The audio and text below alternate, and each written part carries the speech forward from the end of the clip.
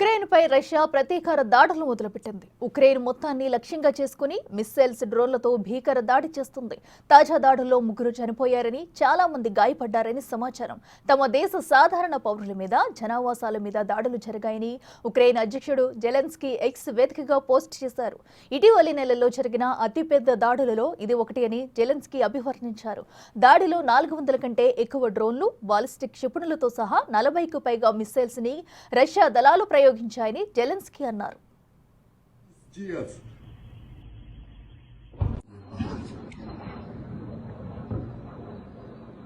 Сука! В хату прям? Чел, ебать! Пизда!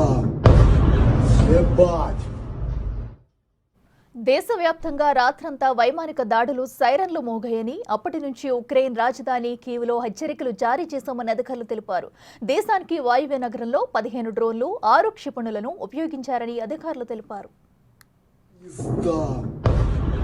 Ебать! Сука!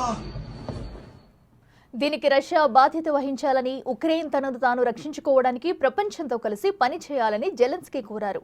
America, Europe, ప్రపంచ వ్యాప్తంగా ఉన్న ప్రతి ఒక్కరూ కలిసి రష్యాపై ఒత్తిడి తెస్తూ ఈ యుద్ధాన్ని ఆపాలని జెలెన్స్కీ కోరారు. ఎవరైనా ఒత్తిడి చేయకపోతే అది ప్రపంచ దేశాల కుట్ర అవుతుందని విమర్శించారు.